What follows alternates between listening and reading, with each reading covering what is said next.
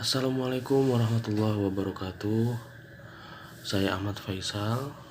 Malam ini saya akan menjelaskan tentang perdagangan internasional menggunakan hambatan perdagangan tarif dan apakah bisa diterapkan di Indonesia.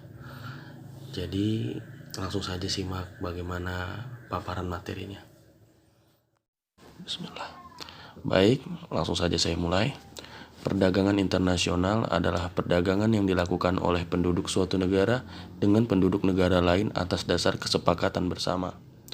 Penduduk yang dimaksud dapat berupa antar perorangan, individu dengan individu, antara individu dengan pemerintah suatu negara, atau pemerintah suatu negara dengan pemerintah negara lain.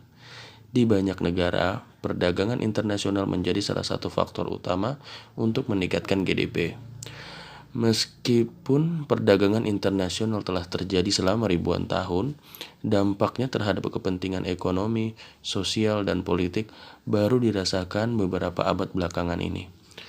Perdagangan internasional pun turut mendorong industrialisasi, kemajuan transportasi, globalisasi, dan kehadiran perusahaan multinasional.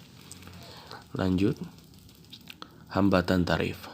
Hambatan tarif merupakan pajak yang dikenakan pada impor. Impor menjadi sumber pasokan dalam sebuah perekonomian. Dalam perekonomian terbuka, untuk memenuhi kebutuhan domestik, ada dua sumber barang dan jasa, yakni dari domestik dan dari impor. Ketika produksi domestik tidak mencukupi permintaan, kekurangan pasokan dipenuhi oleh impor.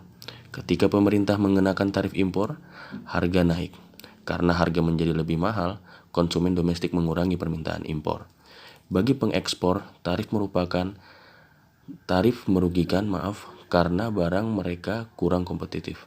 Sebaliknya, bagi produsen domestik itu adalah kesempatan untuk menaikkan produksi dan menjadi lebih kompetitif. Dengan begitu, mereka memiliki daya saing yang lebih baik dalam memenuhi kebutuhan domestik. Baik, bagaimana pengaruhnya ke dalam Indonesia atau bagaimana penerapannya di dalam negara Indonesia? Pada dasarnya, kegiatan perdagangan internasional tidak selalu berjalan secara lancar. Meskipun saat ini telah berlangsung sistem perdagangan bebas, tetap saja masih ada hambatan yang menghampiri. Hambatan perdagangan internasional dibedakan menjadi dua jenis, yaitu hambatan bentuk tarif dan hambatan dalam bentuk non-tarif.